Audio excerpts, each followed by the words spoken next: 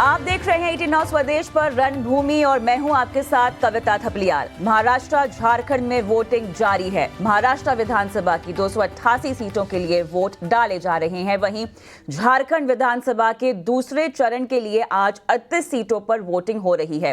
पल पल का अपडेट देने के लिए हमारे साथ अलग अलग जगहों से आप देख सकते हैं संवाददाता जुड़ रहे हैं। मुंबई के पेड्रो रोड से ऐश्वर्या पाटिल और आस्था चोपड़ा हमारे साथ जुड़ रही हैं। मलाबार हिल्स की बात करें तो वहां से अंजलि और वर्ली से अनुराग शाह हमारे साथ जुड़े हुए हैं।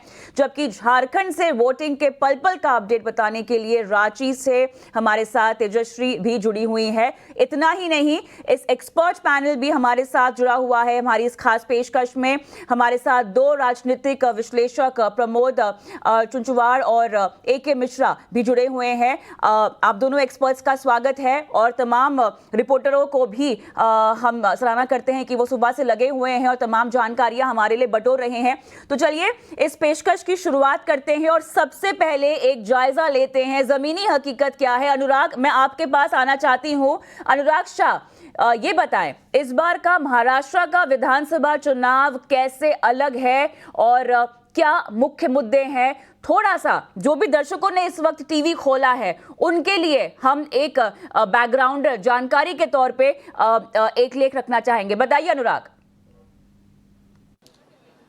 देखिए, मुद्दों की बात करें तो इस बार का जो महाराष्ट्र का विधानसभा चुनाव है काफ़ी अलग है पिछले चुनावों से, क्योंकि 6 मुख्य पार्टियां इस बार मैदान में हैं। 2 गठबंधन, महाविकास अघाड़ी और महायुति के अंदर मौजूदा सरकार की जो 3 पार्टियां हैं, बीजेपी, शिवसेना अजीत पवार की NCP और शिवसेना एकनाथ शिंदे की, और दूसरी तरफ महाविकास अघाड़ी के अंदर कांग्रेस, शिवसेना, UBT और NCP शरद पवार की।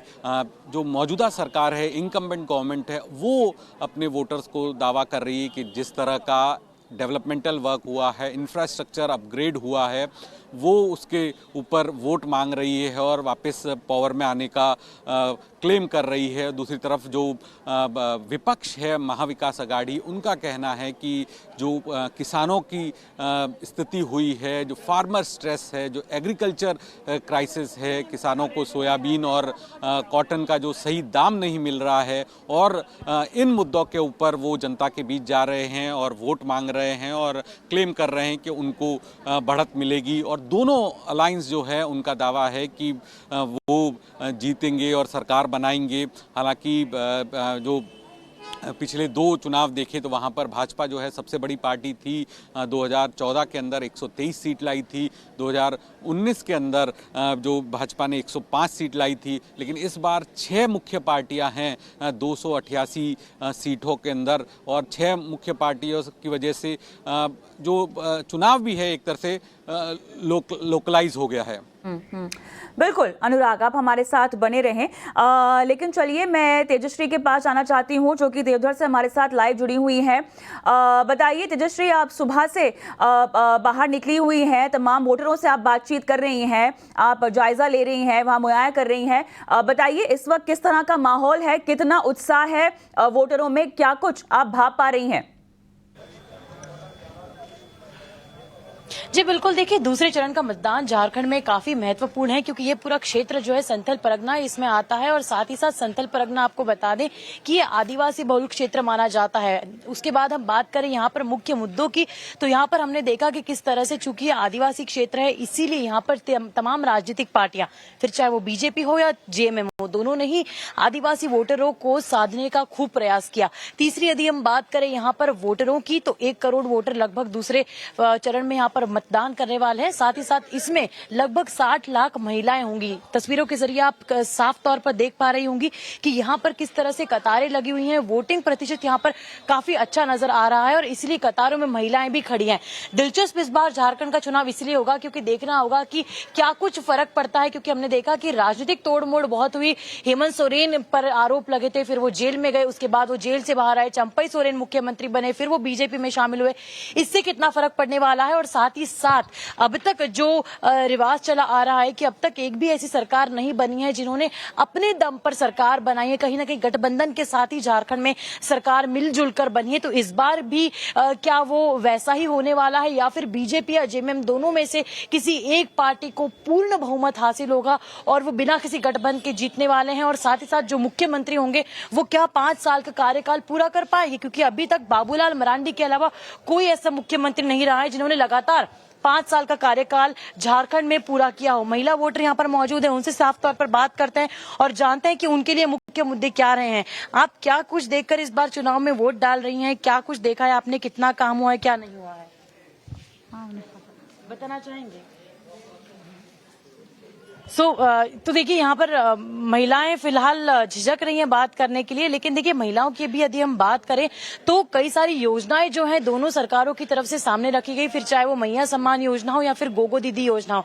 याद रखिए पहले बीजेपी ने गोगो दीदी योजना रखी और उसके बाद मैया सम्मान योजना के जरिए जेएमएम ने उस योजना की राशि भी बढ़ाई ताकि वो महिला वोटरों को अपनी तरफ साध सके। इसके अलावा हम देखें तो घुसपैठियों का जो मुद्दा है वो भी काफी चर्चा का विषय रहा। प्रधानमंत्री से लेकर गृह मंत्री से लेकर तमाम मुख्यमंत्रियों ने घुसपैठियों का जो मुद्दा है वो काफी बड़े स्तर पर उठाया। उसके अलावा जेएमएम की यदि हम बात करें तो झारखंड मुक्ति मोर्चा ने बीजेपी पर भी कई सारे आरोप लगाए। ये कहा कि यदि बीजेपी सत्ता में आती है तो आदिवासियों के जो हक है वो छीने जा सकते हैं। यहाँ पर मतदान करने के लिए जो लोग आए हुए हैं उनसे एक बार हम बात करेंगे और जानने की कोशिश करेंगे कि उनकी क्या कुछ राय है।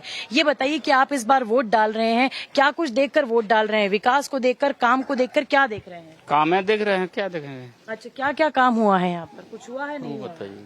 सब चीज हुए हैं, मैया योजना में मिल रहा है, विकास भी हो रहा है, पैसा मिल रहा है मैया योजना में? मैया योजना में पैसा मिल रहा है, अच्छा ऐसे विकास हो रहा है, शांतिपूर्वक हो रहा है यहाँ। अच्छा, क्या क्या बना है यहाँ पर? कुछ सड़क से लेकर हॉस्पिटल से लेकर कुछ हुआ है यहाँ पे? नहीं, सड़क हॉस्पिटल तो मतलब अभी यही सब हो रहा है कि जैसे मैया योजना का पैसा मिल रहा है, उसके बाद अबुआ सबको मिल रहा है, यही सब। जी, इतना अच्छा जगह छोड़ करके बंसुरिया चला गया, यहाँ रहने लेने का काबिल नहीं था चांदी में। हाँ, अस्पताल की सुविधा नहीं है अच्छी यहाँ पे? कुछ सुविधा नहीं है, खाली 4 टॉयलेट मिलता है। अच्छा, और शिक्षा स्कूल का? स्कूल का हम क्या शिकायत करेंगे? ठीक है, तो चलिए देखिए यहाँ पर मूलभूत सुविधाएं जो हैं वो लोगों को नहीं मिल पा रही, यहाँ पर इनकी यही शिकायत है। और देखिए हमने जगह जगह पर पोलिंग बूथ में जहाँ पर भी हम गए तो वहाँ पर मतदाताओं का यही कहना था कि जो मूलभूत सुविधाएं हैं वो उनके पास नहीं है, फिर चाहे वो मेडिकल की सुविधाएं हो, फिर चाहे वो रहने के लिए हो या फिर चाहे वो शिक्षा का अधिकार हो, ये सारी सुविधाएं नहीं मिल पा रही। और यदि हम अंदर के एरिया की यदि हम बात करें, इंटरनल एरियाज की भी यदि हम बात करें तो ऐसे कई सारे क्षेत्र हैं जहां पर बिजली और पानी दोनों ही अभी तक नहीं पहुंच पाया है। तो ये भी एक बहुत बड़ा मुद्दा है। तो एक तरफ जहां पर हम देखें कि राजनीतिक आरोप एक दूसरे पर दोनों पार्टियां लगा रही हैं, तो वहीं दूसरी ओर कई घर, कई क्षेत्र, कई गांव ऐसे भी हैं जहां पर अभी तक मूलभूत सुविधाएं तक नहीं पहुंच पाई हैं। और सबसे बड़ी बात कुल मिलाकर ये है कि झारखंड एक ऐसा क्षेत्र है जहां पर मिनरल्स और माइंस, यहाँ पर सबसे ज्यादा इन चीजों की खदान है। बावजूद इसके झारखंड को आज जहां पर एक डेवलप्ड स्टेट होना था, लेकिन आज दुर्भाग्यवश एक अंडर डेवलप्ड स्टेट बनकर ही रह पा रहा है। और इन्हीं सब बातों को ध्यान में रखते हुए दोनों ही पार्टियां लगी हुई थी और लोगों को इसी बात का दुख है कि यहाँ सब कुछ होते हुए भी उनके पास कुछ नहीं है। तो इस बार देखना ये होगा कि इन तमाम चीजों के बाद जनता झारखंड की किसे चुनती है, बीजेपी को चुनती है, कांग्रेस। तेजश्री, बहुत खूबसूरती से आपने पूरा जायजा लिया। आप हमारे साथ जरा बने रहे हैं। अजित पवार हमें विंडो में दिखाई दे रहे हैं, शायद बात कर रहे हैं रिपोर्टरों से। एक बार उस ओर हम रुक कर लेते हैं। तर मी एक आकडा केला, असं दाखवायचं असं हे असंच दाखवणार ना। आणि हे आज नाही, सगळ्या महाराष्ट्रात प्रत्येक जण मतदान करून आल्यावर असं दाखवतो। जर या बोटावर दाबलं तर आम्ही हे दाखवू, नाहीतर हे दाखवू, त्याच्यावर दाखवू काय रे तुम्ही पण ना। ऐका, विरोधक काही आपल्यालाही कळलं पाहिजे की त्या बोलण्यात तथ्य आहे का। आता इथं माझा 1 नंबर आहे, आता इथं 1, आता काही ठिकाणी वेगवेगळे नंबर आहेत, मग तिथं ते ऑब्जेक्शन या आरोपामागे जाणीवपूर्वक काय वेगळं काय कारण आहे? या आरोपामध्ये काय कारण आहे? तुझेही केस गेले तर माझेही केस गेले. 22 वर्ष झाले. विचार करून दमलोय की काय कारण आहे, पण आपल्याला काय कारण दादा एक हिंदी में कहिए कि शर्मिला पवार आप पे आरोप करी जा रही बार बार. काय राडा झाला बाबा? नाही, कार्यकर्ते आक्रमक झाले तर बघायला नव्हतं. काय राडा झाला?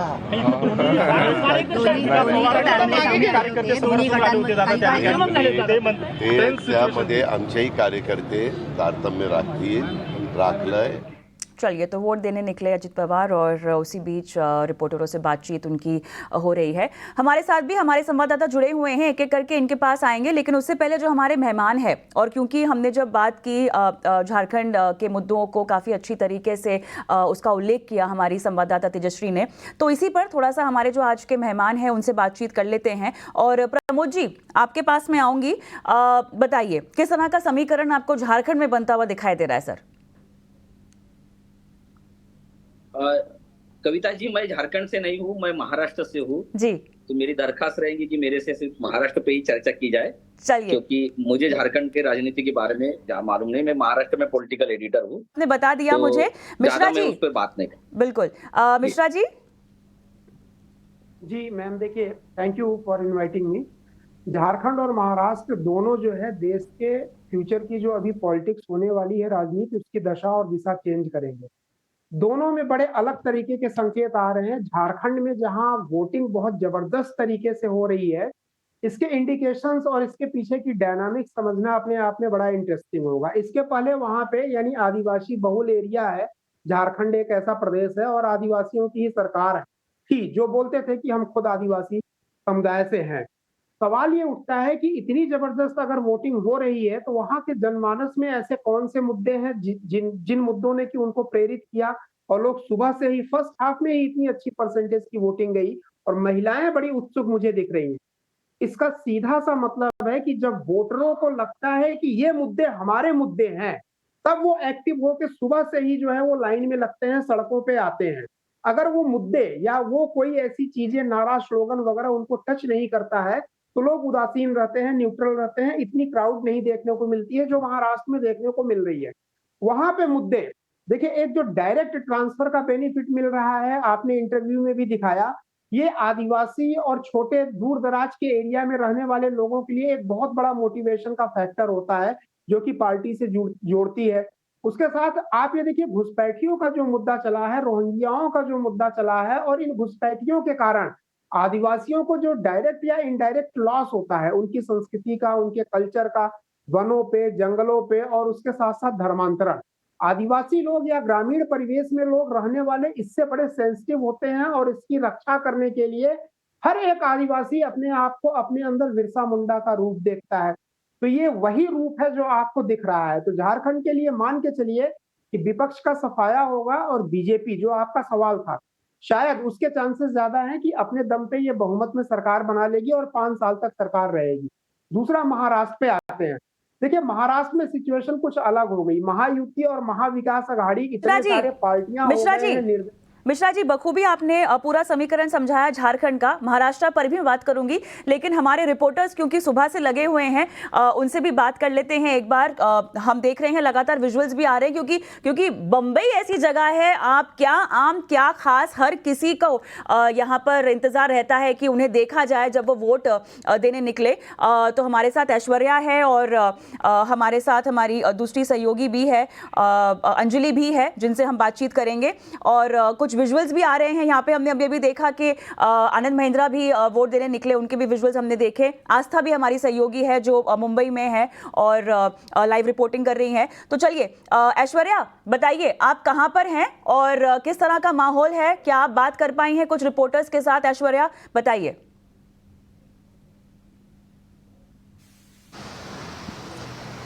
फिलहाल मैं एक्टिविटी हाई स्कूल इस बूथ पर हूँ, इस पोलिंग बूथ पर हूँ, और सुबह से यहाँ पर आरबीआई गवर्नर आ चुके हैं. उन्होंने अपना वोट कास्ट किया. इसके अलावा Naveen Agarwal vice chairman of Vedanta group, और अभी फिलहाल में ही दीपक पारेख भी यहाँ पर आए थे अपना वोट कास्ट करने के लिए, और हर एक ने अपने कुछ इश्यूज उनके हिसाब से एज अ वोटर बताए। दीपक पारेख ने एक अहम मुद्दा उन्होंने उठाया कि बहुत सारे स्लम्स हैं और रीडेवलपमेंट की बहुत ज़रूरत है, और वो यही काम कर रहे हैं कई सालों से इस सिटी को, और काफ़ी सारा इंफ्रास्ट्रक्चर डेवलप करने का HDFC बैंक की तरफ से, तो वो उनका व्यू रहा है। इसके अलावा अगर नॉर्मल सिटीजन्स की बात करें तो ये साउथ बॉम्बे है और यहाँ पर मुंबई का सबसे पॉश एरिया माना जाता है, तो इश्यूज इनके थोड़े कम है, बट कई सारे लोगों ने ये कहा है कि सफाई की ज़्यादा ज़रूरत है, यही उनका सबसे बड़ा मैसेज रहा है।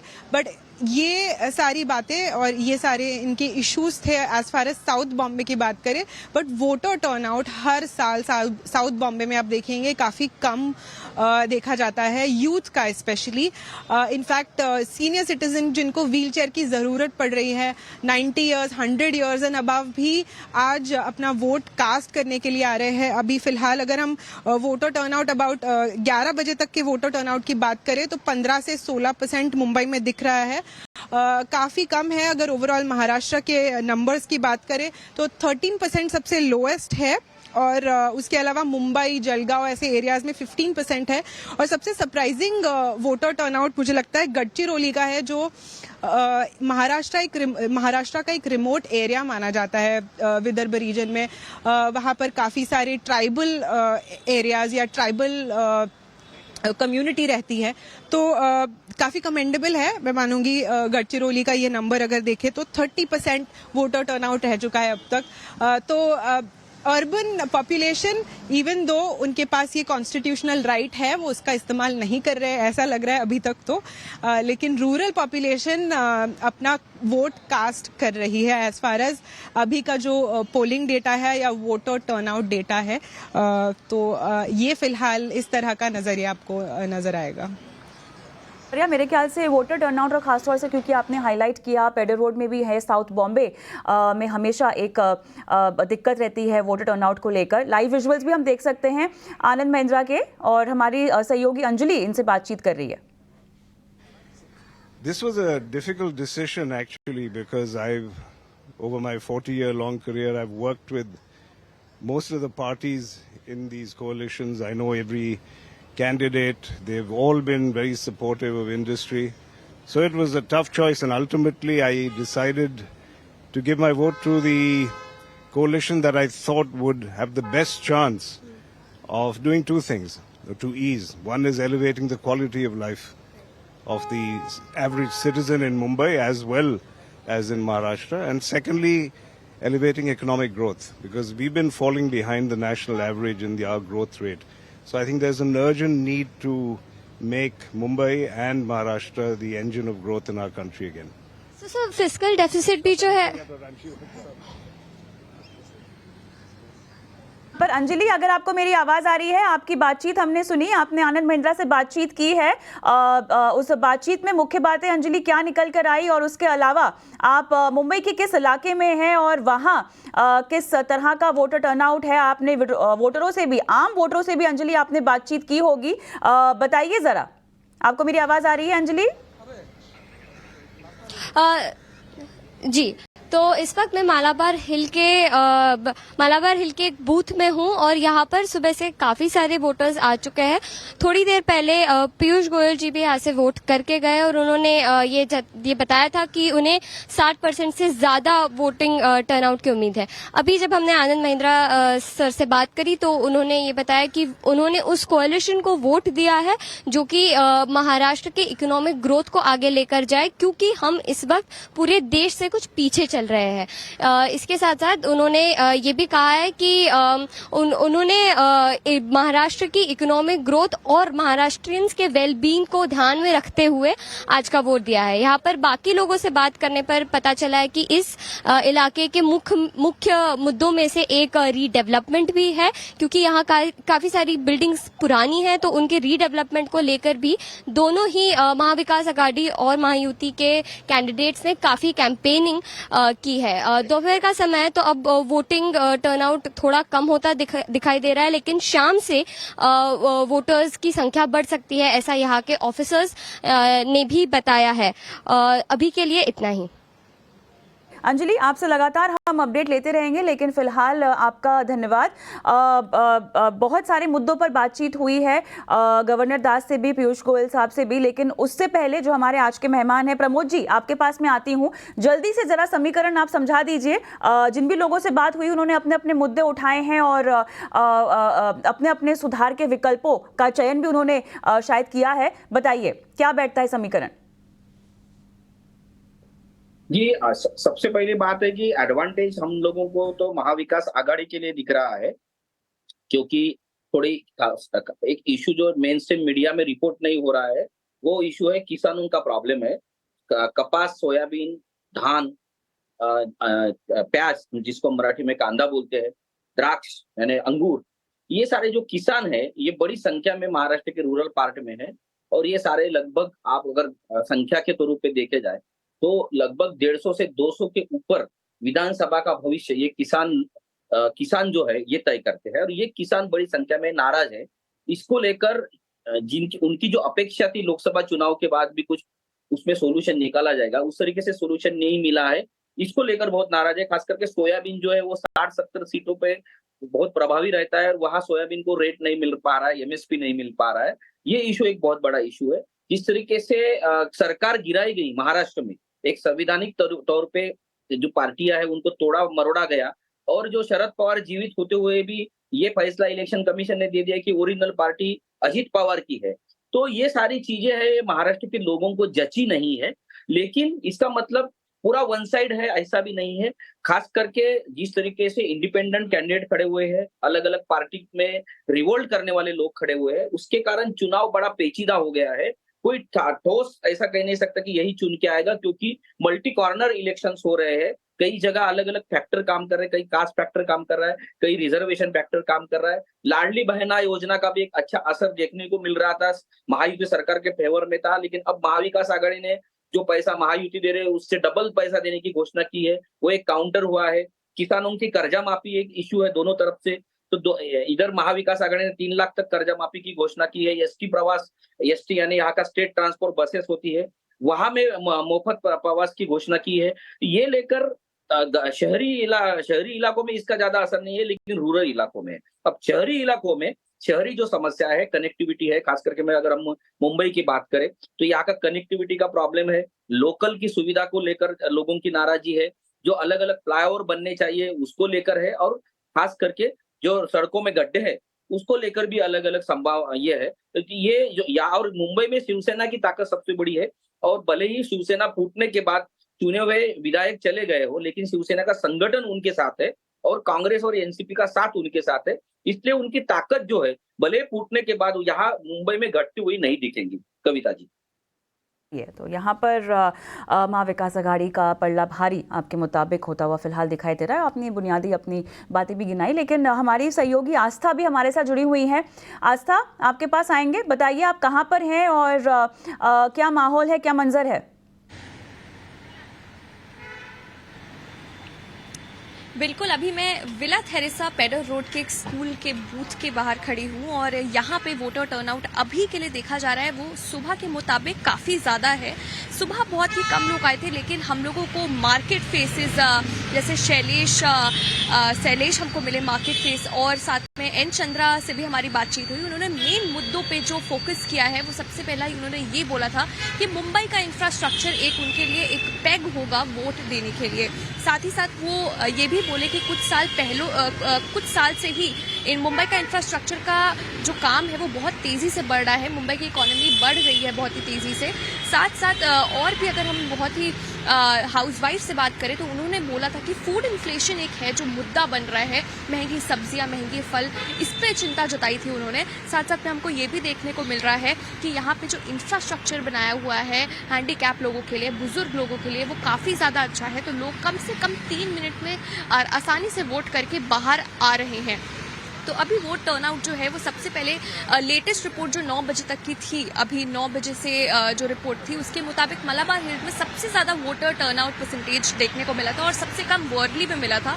लेकिन अभी हमको देखने में आ रहा है सुबह सुबह जो मॉर्निंग वॉक के टाइम लोग आते हैं यहाँ पे अपना वोट डालने, और अभी भी लोग बिल्कुल आ रहे हैं यहाँ पे और ज्यादा तादाद में आ रहे हैं। तो ये मेन मुद्दे थे जो लोगों ने बताया। मुंबई का इंफ्रास्ट्रक्चर, फूड इन्फ्लेशन जिसके बारे में लोग ऐसे बात कर रहे हैं, और अभी भी बोला जा रहा है कि काफी लोग आएंगे और सबसे ज्यादा अंबानी परिवार का आने कुछ ही देर में आएंगे यहाँ पे, वो भी हम लोग फुटेज आपको दिखाएंगे। तो कुछ देर में आ रहे हैं और अभी लोग यही बता रहे हैं कि वोटर टर्नआउट और बेहतर हो सकता है। उम्मीद तो इसी की है, लेकिन हमारा फिलहाल इस शो को समाप्त करने का समय हो चुका है। सभी संवाददाताओं का धन्यवाद और हमारे दोनों ही एक्सपर्ट्स का धन्यवाद, आप हमारे साथ जुड़े। और हमारे आने वाली पेशकश में भी हमारा जो मुद्दा रहेगा बातचीत का, और हमारी नज़र मतदान के आंकड़ों पर ही रहेगी। फिलहाल आप सभी का बहुत बहुत धन्यवाद। और जाते जाते आपको छोड़े जा रहे हैं कुछ विजुअल्स के साथ, जहां पर लोग बाहर निकले हैं, वोट कर रहे हैं। मुझे दीजिए इजाजत, नमस्कार।